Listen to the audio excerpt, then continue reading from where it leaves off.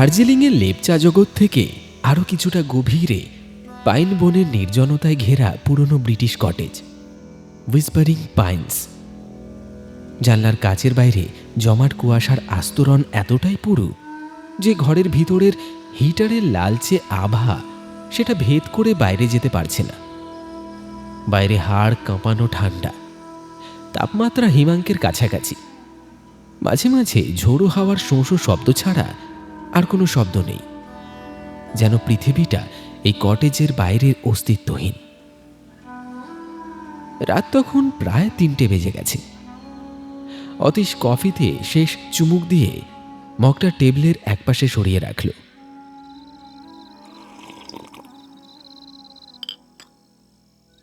ঘরের একমাত্র আলোর উৎস তার ট্রিপল মনিটর সেটআপ। নীলচে আলোর আভায় অতীশের ক্লান্ত কিন্তু তীক্ষ্ণ চোখ দুটো জ্বলজ্বল করছে। বয়স 32-এর কোঠায়, কিন্তু চোখের নিচে কালির দাগ আর উস্কো খুস্কো চুলে তাকে আরও বয়স্ক দেখায়। এককালে কলকাতার নামী আইটি ফার্মে মোটা মাইনের চাকরি করত সে, কিন্তু কর্পোরেট ইঁদুর দৌড় আর যান্ত্রিক জীবন তাকে হাঁপিয়ে তুলছিল। অতীশের নেশা ছিল পুরনো ভিডিও ফুটেজ রিস্টোর করা। সেই নেশা যখন পেশায় পরিণত হলো, তখন সে সব ছেড়ে ছুড়ে এই নির্জন পাহাড়ে আস্তানা গেড়েছে। সে বিশ্বাস করে কোলাহল থেকে দূরে না থাকলে নিখুঁত মনোযোগ দেওয়া সম্ভব নয়। কিন্তু আজকের কাজটা অন্যরকম। এটা শুধু মনোযোগের বিষয় নয়, এর মধ্যে এমন কিছু আছে যা অতীশের মতো যুক্তিবাদী মানুষকেও অস্বস্তিতে ফেলেছে। টেবিলের ওপর রাখা আছে একটা মরচে ধরা টিনের কৌটো।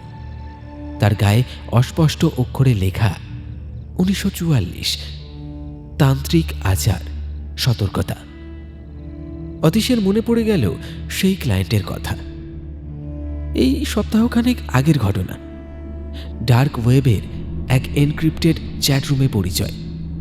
নাম পরিচয়হীন সেই ব্যক্তি তাকে কলকাতার একটা পুরনো কফি হাউসের নির্জন ক্যাবিনে ডেকেছিল। লোকটার পরনে ছিল ছাইরঙা ওভারকোট, চোখে কালো চশমা, এমনকি হাতের চামড়াও গ্লাভসে ঢাকা। লোকটা টেবিলের উপর টিনের কৌটোটা ঠেলে দিয়ে ফিস করে বলেছিল,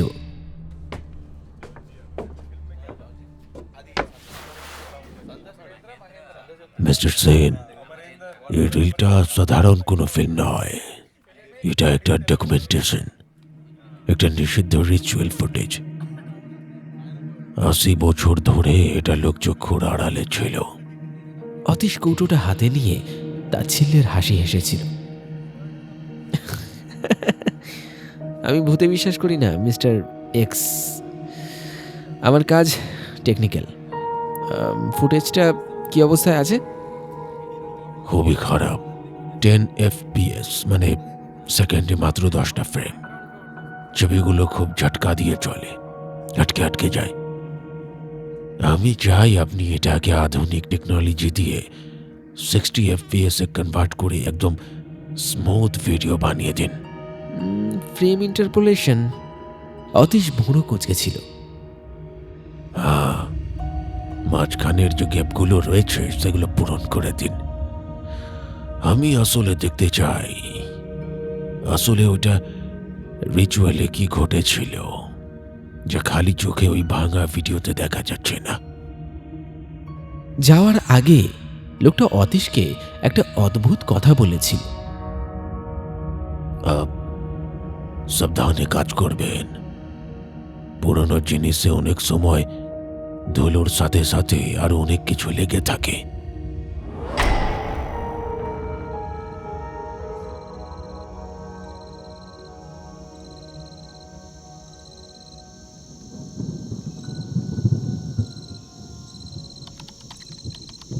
বর্তমান সময় ফিরে এলো অতীশ।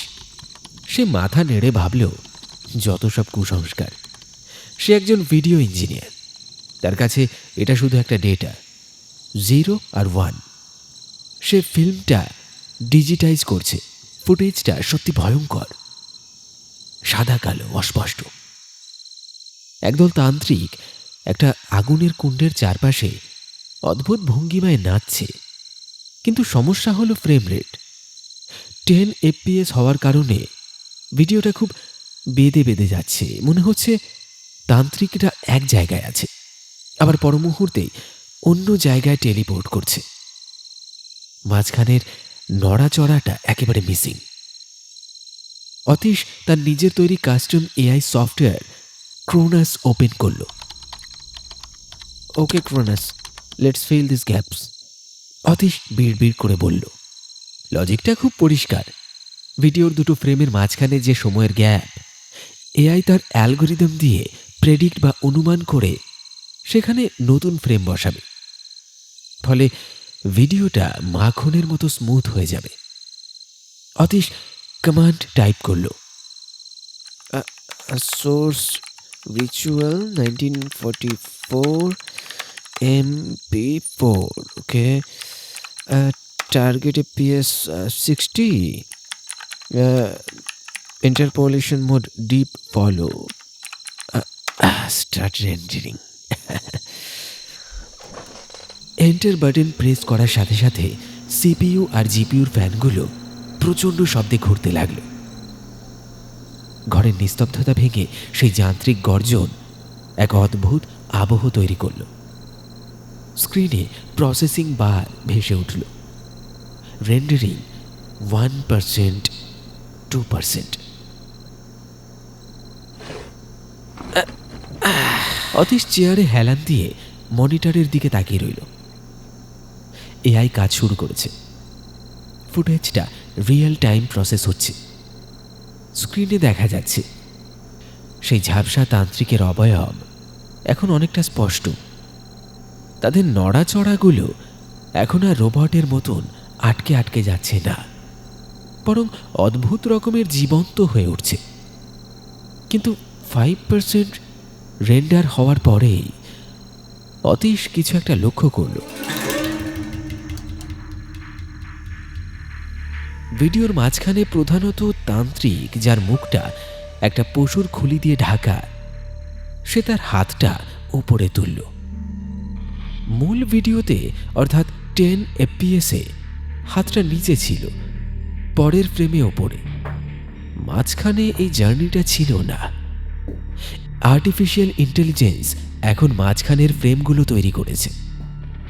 হাতটা মসৃণভাবে ওপরে উঠছে, কিন্তু সমস্যাটা হলো ছায়াটা নিয়ে।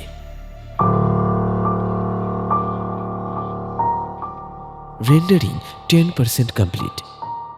অতীশ চোখের চশমাটা ঠিক করে মনিটরের আরো কাছে মুখ নিয়ে গেল।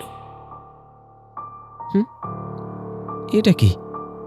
ভিডিওতে তান্ত্রিকের পিছনের দেওয়ালের ওপর মশাল এর আলোয় পড়া ছায়াটা তান্ত্রিকের হাতের সাথে তাল মিলিয়ে নড়ছে না। এআই যখন তান্ত্রিকের হাতটা উপরে ওঠার ফ্রেম তৈরি করে ফেলেছে, তখন ভিডিওর ভেতরে ছায়াটা নিচে পড়ে আছে, যেন তান্ত্রিকের শরীর আর তার ছায়ার সময়ের মধ্যে একটা গন্ডগোল লেগে আছে। মিলি সেকেন্ডের তফাৎ, কিন্তু অতীশের অভিজ্ঞ চোখ সেটা ধরে ফেলল। গ্লিচ, অতীশ মনে মনে ভাবল। লাইটিং ক্যালকুলেশনে ভুল করছে সফটওয়্যার। না না। সে মাউস দিয়ে ভিডিওটা পজ করার চেষ্টা করল, কিন্তু অদ্ভুত ব্যাপার, পজ বাটনটা ক্লিক করার পরেও ভিডিওটা থামল না। রেন্ডারিং বারটা যেন নিজের ইচ্ছায় এগিয়ে চলেছে। রেন্ডারিং 12%। হঠাৎ ঘরের তাপমাত্রাও যেন এক ধাক্কায় আরো অনেকটা কমে গেল।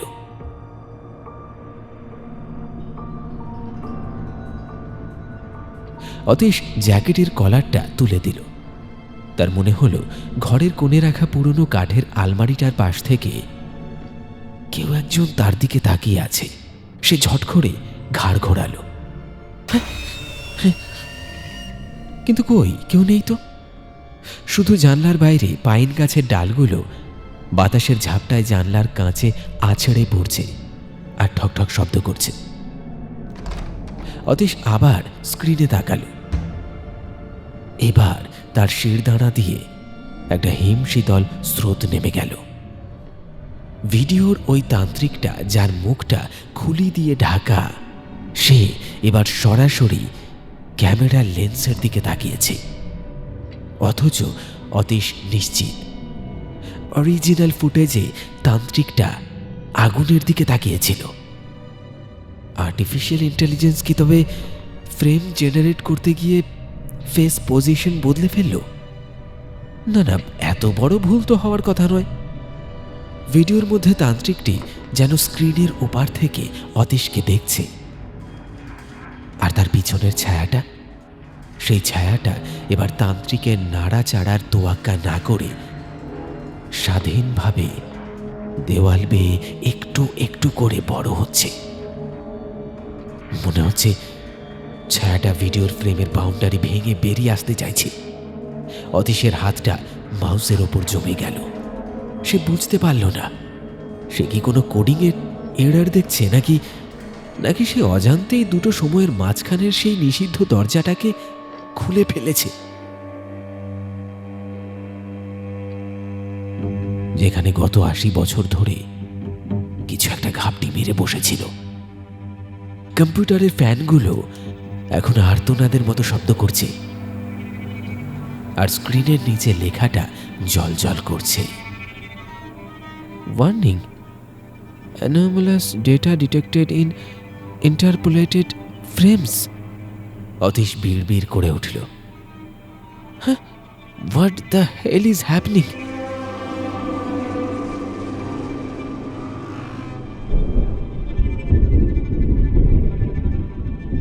রাতে বাইরের প্রকৃতির রূপ আচমকাই বদলে গেছে। এতক্ষণ ধরে চলতে থাকা ঝোড়ো হাওয়ার সঙ্গে এবার যোগ হয়েছে তুষার ঝড়।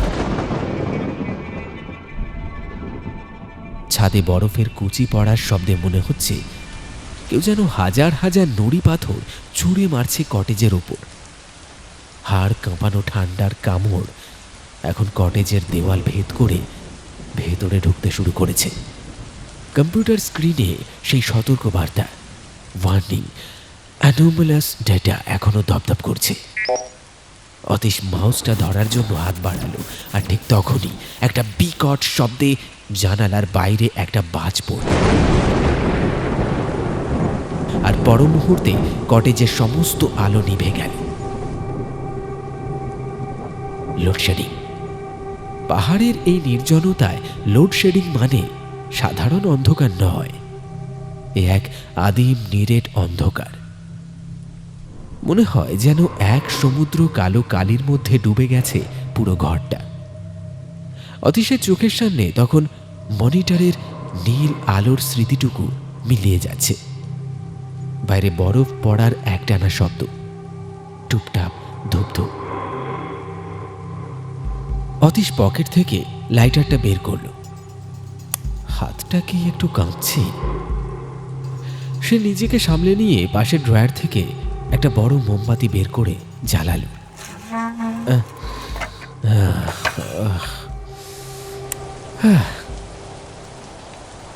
মোমবাতির হলুদ শিখাটা একটু নড়বড় করে স্থির হলো, আর সেই সামান্য আলোয় ঘরটা এক মায়াবী আর ভুতুড়ে চেহারা নিল।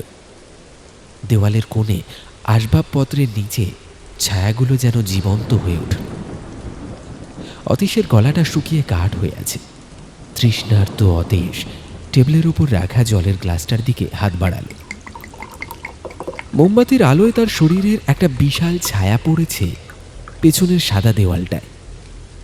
সেই গ্লাসটা হাতে তুলে নিল।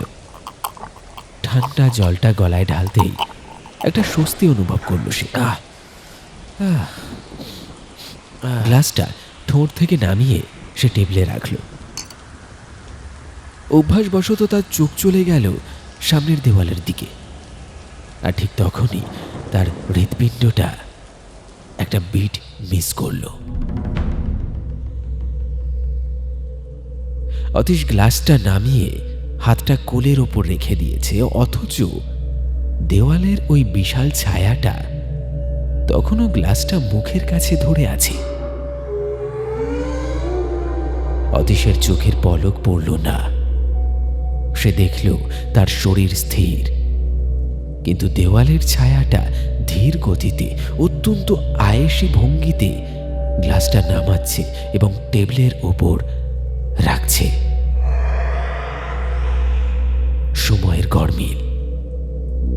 বাস্তব ঘটনা এবং ছায়ার মধ্যে ঠিক মাত্র কয়েক সেকেন্ডের তফাৎ। অতীশের যুক্তিবাদী মন চিৎকার করে উঠল, এটা চোখের ভুল, হ্যালুসিনেশন, ক্লান্তির ফল। সে পরীক্ষা করার সিদ্ধান্ত নিল। সে তার ডান হাতটা মোমবাতির সামনে তুলে দ্রুত একবার নাড়াল। দেওয়ালের ছায়াটা স্থির হয়ে রইল। আর ঠিক কয়েক সেকেন্ড পর যখন অতীশের হাত আবার স্থির, তখন দেওয়ালের ছায়াটা হাত নাড়ল, হুবহু অতীশের মতো, কিন্তু দেরিতে। যেন ছায়াটা অতীশের আদেশের অপেক্ষা করছে না, বরং সে একটা রেকর্ড করা ভিডিওর মতো একটু দেরিতে প্লে হচ্ছে। অতীশের কপালে বিন্দু বিন্দু ঘাম জমতে শুরু করলো, এই হিমাঙ্কের তাপমাত্রাতেও। তার মনে হলো যে ল্যাগ বা সময়ের ফারাক সে কম্পিউটারের সফটওয়্যারে দেখেছিল, সেটা এখন স্ক্রিন থেকে বেরিয়ে তার বাস্তব জীবনে হানা দিয়েছে। এই ঘর, এই সময়, এই মোমবাতির আলো, সব কিছুর ফ্রেম রেট যেন কমে গেছে।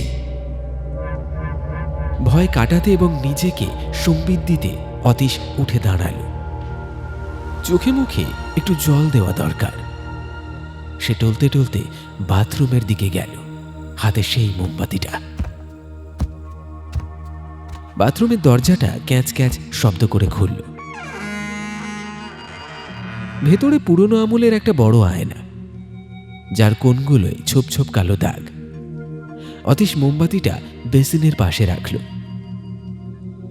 আয়নায় নিজের ক্লান্ত বিধ্বস্ত মুখটার দিকে তাকাল। সেখানেও কি দেরি? সে বেসিনের কলটা খুলল। বরফ গলা ঠান্ডা জল। আজলা ভরে জল নিয়ে মুখে ঝাপটা দিল একবার। তারপর তোয়ালেটা নামিয়ে আয়নার দিকে তাকাল। বাস্তবের অতীশ তোয়ালে নামিয়ে স্থির হয়ে দাঁড়িয়ে আছে। তার বুকটা ধপধপ করছে, কিন্তু আয়নার ভেতরের অতীশ তখনও মুখ মুছছে। অতীশের শরীর অবশ হয়ে এলো। সে নড়তে চাইল, কিন্তু পারল না। সে মন্ত্রমুগ্ধের মতো তাকিয়ে রইল তার প্রতিবিম্বের দিকে। আয়নার ভেতরের অতীশ মুখ মোছা শেষ করল, তোয়ালেটা নামালো। বাস্তবের অতীশ এখন বাথরুম থেকে বেরিয়ে যাওয়ার জন্য এক পা পিছিয়েছে, কিন্তু আয়নার অতীশ নড়ল না। সে বেরোনোর কোনো উদ্যোগ নিল না। সে আয়নার ভেতর থেকে সোজা তাকালো বাস্তবের অতীশের চোখের দিকে। তারপর সেই প্রতিবিম্বের ঠোঁটের কোণে ফুটে উঠল এক হাড় হিম করা হাসি। সেই হাসি অতীশের নয়।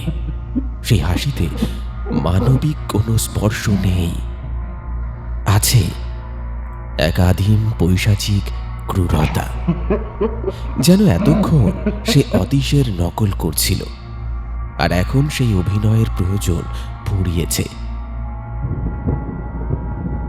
বাইরে মেঘ ডাকার গুড়গুড় শব্দ আর বাথরুমের ভেতরে সেই নিস্তব্ধতায় অতীশ শুনতে পেল আয়নার উপাস থেকে একটা খুব ফিসফিসে শব্দ আসছে।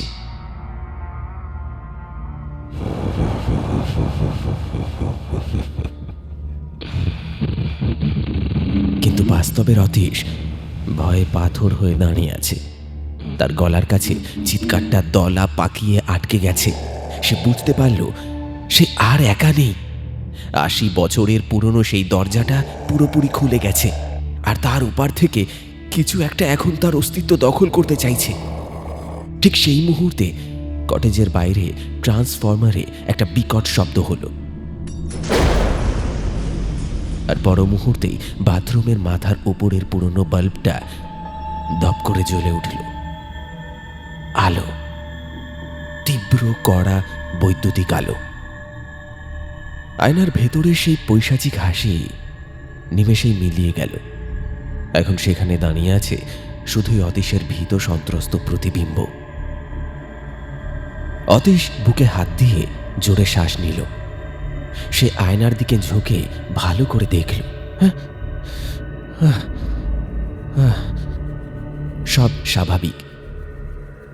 সে হাত নাড়ল, প্রতিবিম্বটাও সাথে সাথে হাত নাড়ল। কোনো ল্যাগ নেই, কোনো শয়তানি হাসি নেই। মনের ভুল, সবটাই মনের ভুল, অতীশ বিড়বিড় করে নিজেকে বোঝালো। টানা কাজ, ক্যাফেইন ওভারডোজ আর এই নির্জনতা সব মিলিয়ে তার মস্তিষ্ক তার সাথে খেলা করছে। সে তোয়ালেটা ছুঁড়ে ফেলে দ্রুত পায়ে বাথরুম থেকে বেরিয়ে এলো। এই মুহূর্তে তার উজ্জ্বল আলো আর পরিচিত পরিবেশ দরকার। ড্রয়িং রুমে ফিরে এসে অতীশ সোফায় ধপ করে বসে পড়ল। ঘরের টিউবলাইটগুলো এখনো জ্বলজ্বল করছে। হিটারটা আবার চালু হওয়ার গুঞ্জন শুরু হয়েছে। স্বাভাবিক যান্ত্রিক শব্দগুলো তাকে কিছুটা ভরসা দিল। সে টেবিল থেকে জলের বোতলটা তুলে এক ঢোক খেল। কিন্তু শান্তি বেশিক্ষণ স্থায়ী হলো না। টিউবলাইটের কড়া আলোয় ঘরের প্রতিটি আসবাবপত্রের ছায়া মেঝের ওপর খুব স্পষ্টভাবে পড়েছে। অতীশ বসে আছে সোফায়, তার শরীরটা স্থির, কিন্তু তার চোখের কোণে কিছু একটা নাড়াচাড়া ধরা পড়ল। সে ধীরে ধীরে মেঝের দিকে তাকালো।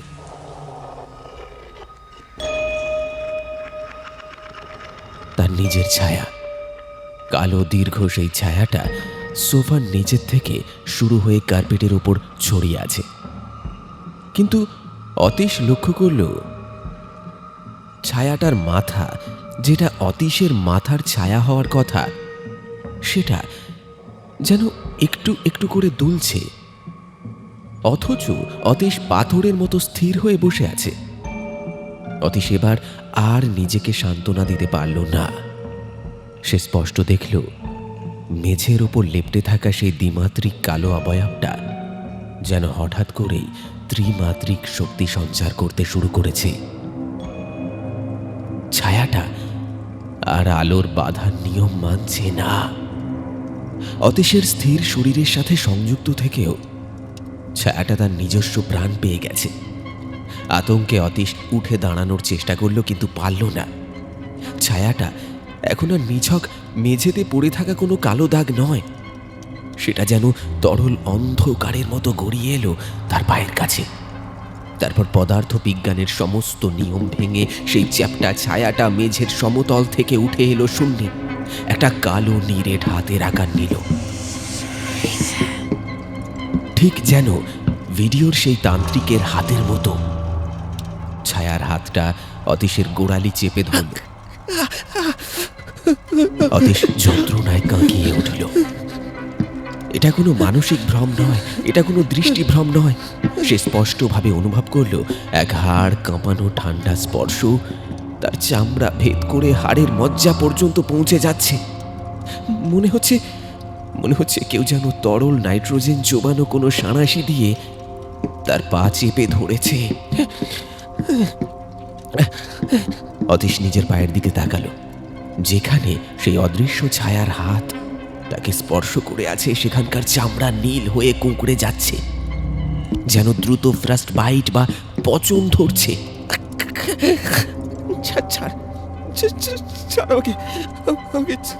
অতীশ পা ঝাড়া দিয়ে ছায়াটাকে ছাড়ানোর চেষ্টা করলো, কিন্তু সেই বাঁধন ইস্পাতের মতো শক্ত। সে যত ছটফট করছে, ছায়াটা ততই তার শরীরের ওপর চড়াও হচ্ছে।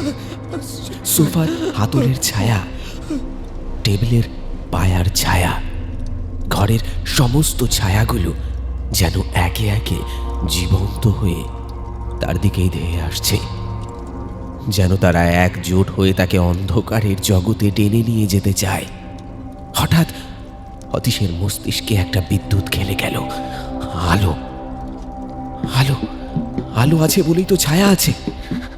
যতক্ষণ এই টিউবলাইট জ্বলছে ততক্ষণ এই ছায়ার অস্তিত্ব আছে। আলোর উৎস বন্ধ করে দিলে ছায়া মিলিয়ে যাবে। হ্যাঁ হ্যাঁ, এটাই এটাই একমাত্র বাঁচার পথ। অন্ধকারে ছায়ার জন্ম হতে পারে না।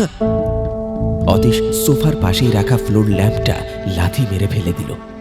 বাল্বটা ভেঙে চুরমার হয়ে গেল, কিন্তু তাতেও কাজ হলো না, কারণ ছাদের টিউবলাইটটা তখনও জ্বলছে। ছায়ার সেই কালো হাতটা এখন তার হাঁটু পর্যন্ত উঠে এসেছে। যন্ত্রণায় অতীশের চোখ দিয়ে জল বেরিয়ে আসছে।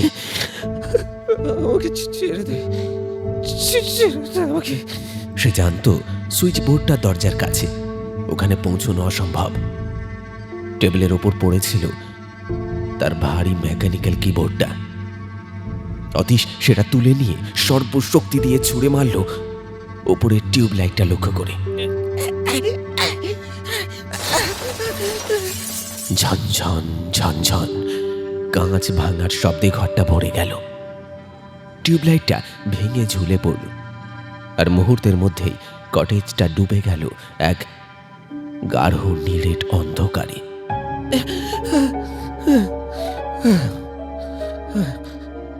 অতীশের পায়ের উপর থেকে সেই ঠান্ডা চাপটা নিমেষেই উধাও হয়ে গেল। সে হাঁপাতে হাঁপাতে মেঝেতে বসে পড়ল। অন্ধকারে সে নিজের হাতটাও দেখতে পাচ্ছে না। ব্যথাটা আছে, কিন্তু সেই পৈশাচিক স্পর্শটা আর নেই। অতীশ অন্ধকারে ফিস ফিস করে বলল, কিন্তু সে ভুল ছিল। সে ভুলে গিয়েছিল ছায়া আলোর অভাবে মারা যায় না, সে অন্ধকারের সাথে মিলে যায়। সে এখন সর্বত্র। ঘরের সেই জমাট অন্ধকারের ভেতর থেকে এক অস্ফুট ফিসফিসানি ভেসে এলো। সেই একই যান্ত্রিক অথচ পৈশাচিক স্বর, আলো জ্বালাও, আমি তোমাকে দেখতে পাচ্ছি না। শব্দটা কোনো নির্দিষ্ট দিক থেকে আসছে না, যেন অন্ধকারটাই কথা বলছে। অতীশ ভয়ে কুঁকড়ে গেল। সে ঘরের এক কোণে সরে গিয়ে পিঠটা দেওয়ালের সাথে ঠেকিয়ে বসল। তার শরীরটা তখন থর থর করে কাঁপছে। আলো জ্বালাও, খিদে পেয়েছে। আবার সেই ফিসফিসানি। এবার মনে হলো শব্দটা অতীশের ঠিক কানের পাশ থেকে এলো। অতীশ দুই হাতে কান চেপে ধরল, আর ঠিক তখনই জানালার বাইরে প্রকৃতির রুদ্র রূপ আবার ফিরে এলো। একটা তীব্র বাজ পড়ার শব্দ, আর তার সাথে সাথে বিদ্যুতের চোখ ধাঁধানি ঝলকানি। সেই ক্ষণিকের নীলচে আলোয় অতীশ দেখল এক হাড় হিম করা দৃশ্য। ঘরের ঠিক মাঝখানে দরজার সামনে সেই ছায়াটা দাঁড়িয়ে আছে। এবার আর সে মেঝের ওপর লেপ্টে নেই। সে পুরোপুরি দেওয়াল থেকে বিচ্ছিন্ন হয়ে ঘরের মাঝখানে দাঁড়িয়ে আছে। একটা দীর্ঘ কালো অবয়বহীন মূর্তি। তার কোনো চোখ মুখ নেই, কিন্তু তার দাঁড়ানোর ভঙ্গিতে এক হিংস্র একাগ্রতা। সে দরজার পথ আটকে দাঁড়িয়ে আছে, যাতে অতীশ পালাতে না পারে। তারপর আবার অন্ধকার। অতীশ দম বন্ধ করে বসে আছে। সে জানে পরের বাজটা যখন পড়বে তখন সে কি দেখবে। আবার বিদ্যুতের ঝলকানি। ছায়াটা এখন আর দরজার কাছে নেই। সে এগিয়ে এসেছে, অনেকটা এগিয়ে এসেছে। আর এখন সে অতীশের থেকে মাত্র কয়েক হাত দূরে দাঁড়িয়ে। বিদ্যুতের আলোয় দেখা গেল ছায়াটার শরীর থেকে কালো ধোঁয়া বের হচ্ছে, আর তার হাত দুটো অতীশের দিকে বাড়ানো। তারপর আবার অন্ধকার। অন্ধকারের মধ্যে অতীশ শুনতে পেল মেঝের উপর হালকা পায়ের শব্দ, খসখস করে, যেন কেউ কার্পেটের উপর দিয়ে পা ঘষে ঘষে তার দিকেই এগিয়ে আসছে। আলোটা না, আলো। ফিসফিসানিটা এখন আর ফিসফিসানি নেই, সেটা এখন ক্ষুধার্ত গর্জনে পরিণত হচ্ছে। অতীশ বুঝতে পারল প্রকৃতির এই ফ্রেম বাই ফ্রেম আলোর ঝলকানিতে ছায়াটা যেন একটু একটু করে তার কাছে এগিয়ে আসছে।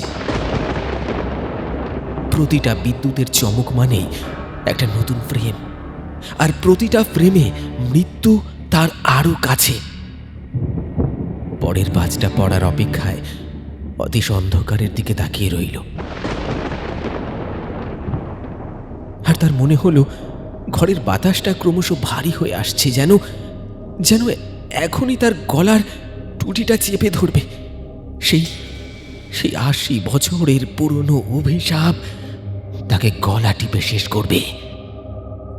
আতঙ্কের শীতল স্রোত তখন অতীশের শিরা উপশিরায় জমে বরফ হয়ে গেছে। সে পিঠ দিয়ে দেওয়ালটা আঁকড়ে ধরে নিজেকে আর স্থির রাখতে পারল না। প্রবল ভয় তার যুক্তি, বুদ্ধি, তার বৈজ্ঞানিক চেতনা সব গ্রাস করে নিয়েছে। দিক বিদিক জ্ঞানশূন্য হয়ে সে অন্ধকারে হাতড়াতে লাগল। আত্মরক্ষার জন্য কিছু একটা চাই, যা দিয়ে সে এই অবাস্তব বিভীষিকাকে আঘাত করতে পারে। তার হাতটা ঠেকল পাশে উল্টে পড়ে থাকা সেই ফ্লোর ল্যাম্পটার ওপর। তখন ওটার প্লাগ সকেটে লাগানো। অতীশ এক মুহূর্ত সময় নষ্ট না করে সেটা দু হাতে আঁকড়ে ধরল। আবার বিদ্যুতের ঝলকানি। ছায়াটা এখন একদম তার নাকের ডগায়। এক হাত দূরত্বে দাঁড়িয়ে আছে সেই অন্ধকার অবয়ব। তার হাত দুটো অতীশের গলার দিকে প্রসারিত। দূর হয়ে যা, দূর হয়ে যা আমার কাছ থেকে, সরে যা, দূর হ, সরে যা, সরে যা, সরে যা, সরে যা। অতীশ চিৎকার করে উঠল এবং সর্বশক্তি দিয়ে সেই ভাঙা ল্যাম্পটা শূন্যে ছুঁড়ে মারল ওই ছায়ামূর্তিটাকে লক্ষ্য করে। আর ঠিক সেই মুহূর্তেই এক অকল্পনীয় সংযোগ ঘটল। বাইরের আকাশ চিরে নামল এক প্রলয়ঙ্করী বজ্রপাত। সেই লক্ষ ভোল্টের বিদ্যুৎ কটেজের আর্থিং সিস্টেমকে উপেক্ষা করে সরাসরি বাড়ির ইলেকট্রিক লাইনে আঘাত করল। আর ঠিক সেই সেকেন্ডে অতীশের ছুঁড়ে দেওয়া ল্যাম্পটা গিয়ে আছড়ে পড়ল ছায়ামূর্তির বুকের ওপর। ল্যাম্পের ভাঙা বাল্বের ফিলামেন্ট আর খোলা তারের কুণ্ডলী স্পর্শ করল সেই অতি প্রাকৃত অন্ধকারকে। একটা চোখ ধাঁধানো বিস্ফোরণ। মনে হলো যেন ঘরের ভেতর একটা ছোট সূর্য জ্বলে উঠল। ল্যাম্পটা ছায়ার সংস্পর্শে আসতেই এক নীলচে বৈদ্যুতিক আর্কের সৃষ্টি হলো। ছায়ামূর্তিটা সেই তীব্র বিদ্যুতের আঘাতে কেঁপে উঠল, যেন কোনো জড় পদার্থ নয়, বরং বিদ্যুৎ পরিবাহী কোনো মাধ্যম। তার শরীরটা দুমড়ে মুচড়ে গেল, কিন্তু সে মিলিয়ে গেল না, বরং সেই বিপুল পরিমাণ বৈদ্যুতিক শক্তিকে সে শুষে নিল নিজের ভেতরে। অতীশ মেঝেতে পড়ে গিয়ে হাঁপাচ্ছিল। সে দেখল ছায়াটা বিদ্যুৎ খাচ্ছে, আর তার অন্ধকার শরীর এখন নীলচে শিরায় দপদপ করছে। আর ঠিক তখনই অতীশের মস্তিষ্কে সেই ভয়ঙ্কর সত্যটা উদয় হল। সময়, সেই কয়েক সেকেন্ডের ল্যাগ। ভিডিওতে সে দেখেছিল ওই ছায়ার নড়াচড়া আর শরীরের প্রতিক্রিয়া সম্পূর্ণ আলাদা সময় হচ্ছে। সে ল্যাম্প ছুঁড়ে মেরেছে, ল্যাম্পটা ছায়াকে আঘাত করেছে, ছায়াটা ইলেকট্রিক শক খেয়েছে, কিন্তু অতীশ তো ছায়ারই শরীর। ছায়া যদি শক খায় তবে শরীর কি বাকি থাকে? না না। অতীশের গলা দিয়ে শুধু একটা ফিসফিসে শব্দ বের হলো। ছায়ার শরীরে বিদ্যুৎ আঘাত করার ঠিক 5 সেকেন্ড পর বাস্তবতার সেই মর্মান্তিক ল্যাগের শেষ হলো। অতীশের মনে হলো তার বুকের ভেতর কেউ যেন একটা জ্বলন্ত হাতুড়ি দিয়ে আঘাত করল। তার স্নায়ুতন্ত্রের প্রতিটি কোষে 1000 ভোল্টের বিদ্যুৎ প্রবাহিত হলো। সে চিৎকার করতে চাইল, কিন্তু তার গলার পেশিগুলো অবশ হয়ে গেছে। তার চোখ দুটো কোটর থেকে যেন ঠিকরে বেরিয়ে আসতে চাইল। বুকের ভেতরটা বরফের মতো ঠান্ডা হয়ে গেল তার। সে বুঝতে পারল তার আত্মা শরীর থেকে বিচ্ছিন্ন হয়ে যাচ্ছে। শেষবারের মতো সে দেখল সেই জ্বলন্ত ছায়াটা তার দিকে তাকিয়ে আছে। আর তারপর সবকিছু সাদা হয়ে গেল। একটি ভয়ঙ্কর বৈদ্যুতিক বিস্ফোরণে ছিটকে গেল অতীশের দেহ।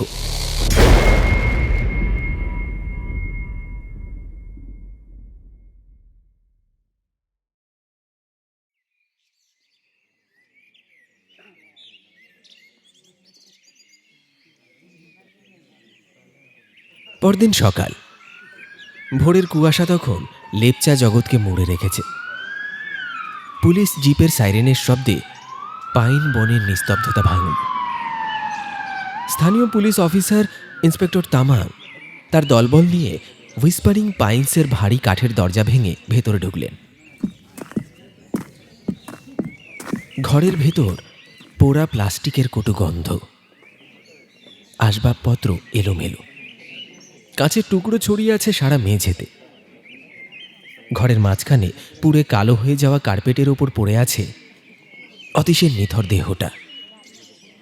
তার হাতে তখনও ধরা আছে সেই গলে যাওয়া টেবিল ল্যাম্পের তার।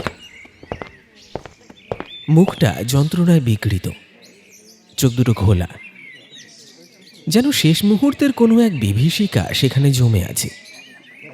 ফরেনসিক টিম কাজ শুরু করল। রিপোর্ট তৈরি হলো দ্রুত। ব্যাখ্যাটা খুবই সহজ এবং বাস্তবসম্মত।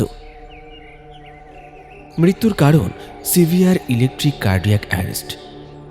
গত রাতের বিধ্বংসী ঝড়ে ট্রান্সফরমারে হাই ভোল্টেজ ফ্ল্যাকচুয়েশন হয়েছিল। ভিকটিম সম্ভবত অন্ধকারে ল্যাম্প ঠিক করতে গিয়েছিল এবং সেই সময় শর্ট সার্কিট থেকে হওয়া ভয়াবহ বৈদ্যুতিক শকে তার মৃত্যু হয়। কম্পিউটার, মনিটর এবং সমস্ত ইলেকট্রনিক্স পুড়ে ছাই হয়ে গেছে। Case closed. Accidental death. Inspector Tamang যাওয়ার আগে পোড়া সিপিইউর দিকে তাকালেন। ওটা থেকে এখনো ধোঁয়া বেরোচ্ছে, তবে টেকনিশিয়ানরা একটা হার্ড ড্রাইভ কোনো মতে উদ্ধার করতে পেরেছে। স্যার, এই ড্রাইভটা অক্ষত আছে। একজন কনস্টেবল বলল। মনে হচ্ছে লাস্ট মোমেন্ট কোনো একটা ফাইল রাইট করা হচ্ছিল। ইন্সপেক্টর কৌতূহলী হয়ে ড্রাইভটা ল্যাপটপে কানেক্ট করল। একটা মাত্র ভিডিও ফাইল, নাম ritual final rendered MP4। Play করো, ইন্সপেক্টর নির্দেশ দিলেন। ভিডিওটা শুরু হলো। সেই 1944 সালের সাদা কালো ফুটেজ, কিন্তু এখন আর সেটা অস্পষ্ট নয়। 60 FPS এর মাখনের মতো মসৃণ ভিডিও। তান্ত্রিকরা আগুনের চারপাশে নাচছে, তাদের প্রতিটি নড়াচড়া জীবন্ত এবং নিখুঁত। ভিডিওর শেষের দিকে যেখানে মূল ফুটেজে বলিদান বা কোনো অদ্ভুত একটা সমাপ্তি ছিল, সেখানে এখন দৃশ্যটা বদলে গেছে।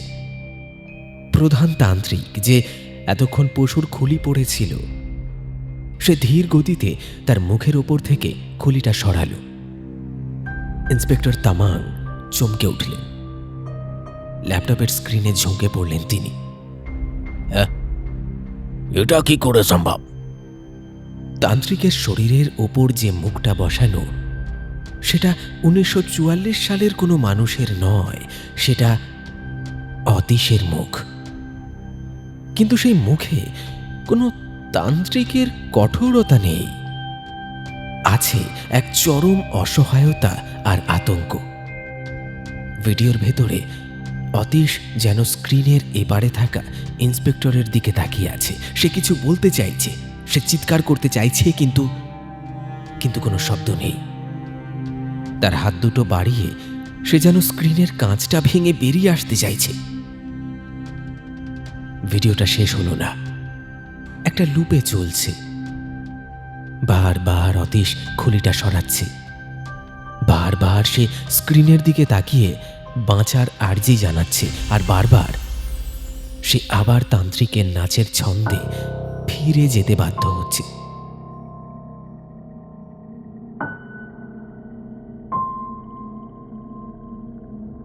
অতীশ মারা গেছে এটা পুলিশ রিপোর্ট বলছে, কিন্তু আসল সত্যটা লেখা রইল সেই কারাপ্টেড ভিডিও ফাইলের কোডে।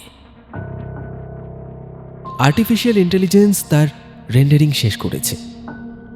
সে শুধু ফ্রেমের গ্যাপ পূরণ করেনি, সে অতীশের অস্তিত্ব দিয়ে সেই ৮০ বছরের পুরনো শূন্যস্থান পূরণ করেছে। অতীশ এখন আর বাস্তবের রক্তমাংসের মানুষ নয়, সে এখন শুধুই বাইনারি কোড, 0 আর 1-এর এক অনন্ত লুপে বন্দী এক ডিজিটাল প্রেতাত্মা।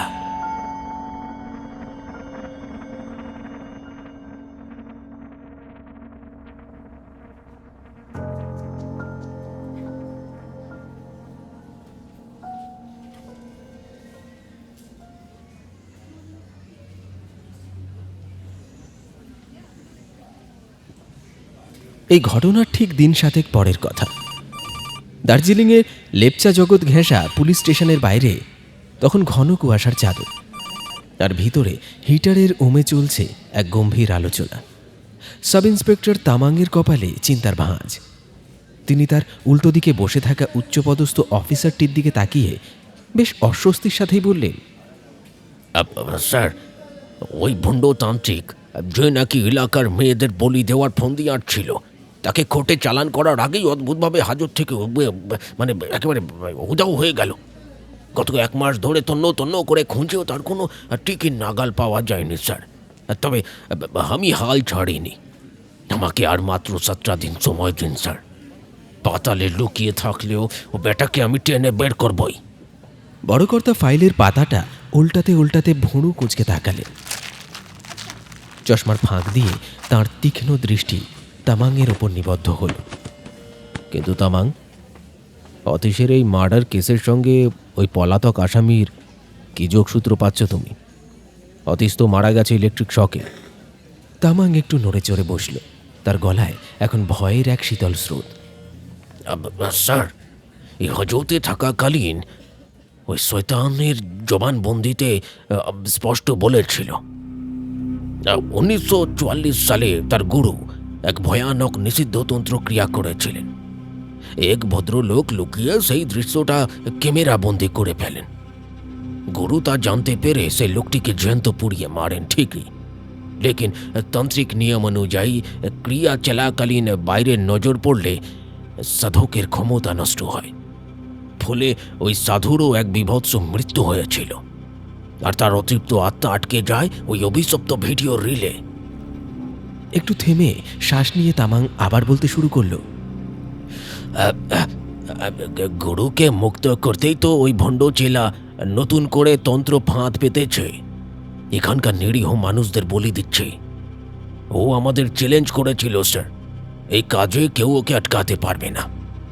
আমার দৃঢ় বিশ্বাস আছে কিছুদিন আগে অতীশ নামের ছেলেটি যে ওই ইলেকট্রিক শকে মারা গেল, সেটা নিছক দুর্ঘটনা নয়। ওই শয়তানি অতীশকে কোনোভাবে ফাঁদে ফেলে নিজের কার্যসিদ্ধি করেছে। ঘটনাস্থল থেকে উদ্ধার হওয়া ওই ভিডিও ফুটেজটাই এর সবচেয়ে বড় প্রমাণ স্যার। আমার মনে হয় ওই ওই ভিডিওর ভিতর থেকে কোনোভাবে ওই ওই চেলা তার গুরুকে মুক্ত করে দিয়েছে স্যার। এখন ওই ভণ্ডটাকে ধরতে পারলেই এই রহস্যের জট খুলবে। টেবিলে একটা চাপড় মেরে উচ্চপদস্থ অফিসারটি ধমকে উঠলেন, এসব কি বলছো তুমি তামাং? এটা আইন, এখানে কোনো অলৌকিকতার জায়গা নেই। তবে আমি আর বেশি দেরি করতে পারছি না।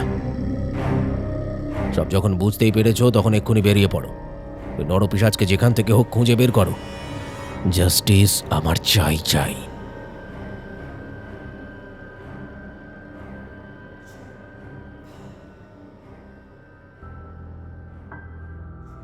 শুনলেন মনতোষ ব্যানার্জির কলমে কুয়াশা রাতে দার্জিলিংয়ে। আমাদের আজকের এই বিশেষ নিবেদন আপনার কেমন লাগলো অবশ্যই কমেন্টে লিখে জানাতে ভুলবেন না। আজও আপনার জন্য গল্পের মধ্যে থেকে থাকছে একটি বিশেষ প্রশ্ন। আচ্ছা, যদি আপনি মনোযোগ সহকারে সম্পূর্ণ গল্পটি আজ শুনে থাকেন তাহলে কমেন্টে লিখে জানান তো আমাদের আজকের গল্পে অতীশ যে আর্টিফিশিয়াল ইন্টেলিজেন্স সফটওয়্যারটি ব্যবহার করত তার নাম কি? প্রশ্নের সঠিক উত্তর আপনার সম্পূর্ণ নামের সঙ্গে কমেন্ট বক্সে লিখে জানান। তাহলে চলুন একবার দেখে নেওয়া যাক আমাদের গত এপিসোডে কারা কারা প্রশ্নের সঠিক উত্তর লিখে কমেন্ট করেছিলেন।